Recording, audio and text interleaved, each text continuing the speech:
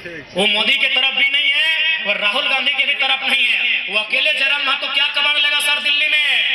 वो दिल्ली अगर जाएगा तो उसको मौका भी नहीं मिलेगा सदन में बात रखने का।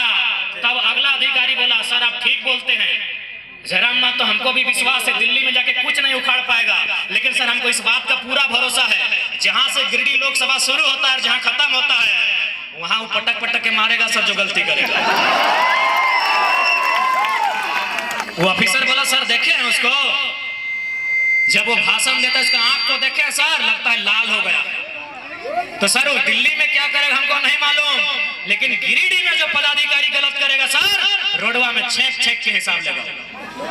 और ये अफसर लोगों की बोली है, एक अधिकारी की बोली है कि अगर जयराम महतो जीतेगा तो जो लोग गलत कर रहे हैं करप्टेड है उनका तो खैर नहीं। और बिल्कुल आपको इस बात की गारंटी दिलाते हैं, वहीं जिस प्रकार आपके बड़का गांव में कोलियरी है, हमारे बोकारो के चंद्रपुरा में है, वहां 1 तारीख को ग्रामीणों का केस हुआ। जैसे आपका एनटीपीसी में केस होता है, वहां के मैनेजर ने कहा रुक जाइए अभी केस को आगे मत बढ़ाइए, 4 तारीख को वोट का गिनती होने वाला है। यदि 4 तारीख को जयराम महतो लोकसभा जीत के आ जाते हैं तो केस को बंद कर दीजिएगा, अगर वो हार जाते हैं तो केस को आगे कोर्ट बढ़ाइएगा, अगर जीत जाएगा तो गलत हो जाएगा, मत केस कीजिएगा।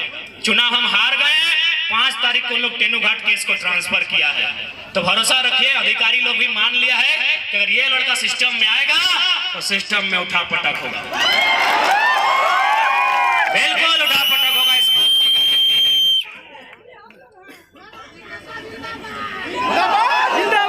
इसलिए आज और साथ ही साथ टोनी के बोले चाहो आज अच्छे बात बताओ ही अभी आजसू के नेता देख लिया कोई प्रेस विज्ञप्ति हल जकर में उखलाई कि नहीं जयराम महतो और जेलकेन का प्रभाव कुर्मी गांव तक है, वह युवाओं को भड़काता है। अच्छा हमको एक बात बताइए, क्या विस्थापन की समस्या केवल कुर्मी लोगों की है?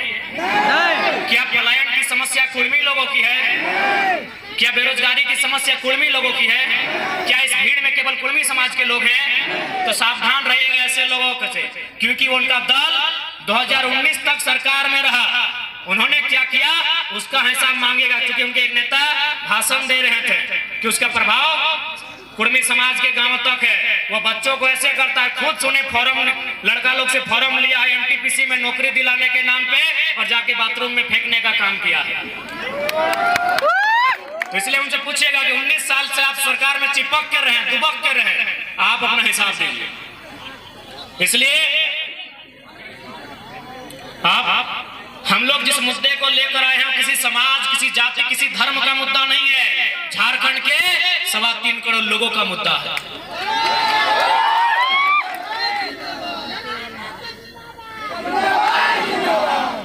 अगर हम लोग एक समाज के बारे में सोचते हैं तो हजारीबाग लोकसभा से हम लोग कोरी समाज को टिकट नहीं देते हैं, धनबाद लोकसभा से अंसारी समाज के बेटे को टिकट नहीं देते क्या?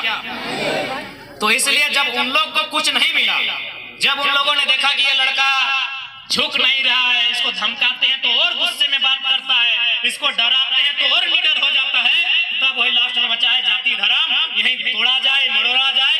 क्योंकि हम आपको 7-8 दिन पहले की एक घटना बता रहे हैं, और मांझी में 2 उद्योगपति हमारी गाड़ी में आके बैठे और गाड़ी में बैठते ही हमको एक लिफाफा लगभग इतना था हमारे हाथ में थमा दिया और बोला रखिए चुनाव में काम आएगा।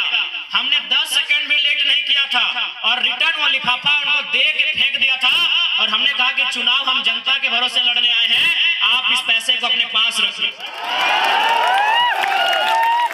11 बज रहा था, रांची जिला की मैं घटना बता रहा हूँ, चूंकि मैंने आज तक कभी उतना पैसा देखा नहीं है, तो गिनती में वो 10 लाख था, 50 लाख था, मुझे नहीं मालूम, लेकिन वजन में 2 से 2.5 लाख वजन था उन पैसों की गड्डियों का।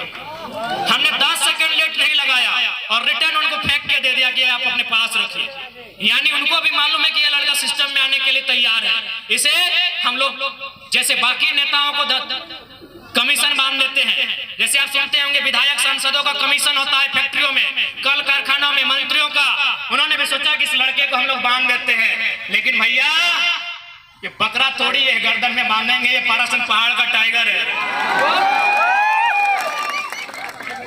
तब लास्ट उन्होंने हमें कहा, लास्ट उन्होंने हमारे एक दोस्त को इसी गाड़ी में विराट पूछ लीजिएगा, उसको फोन किया और डराने का काम किया कि देख हमारा टाइगर कैसे चुनाव लड़ता है।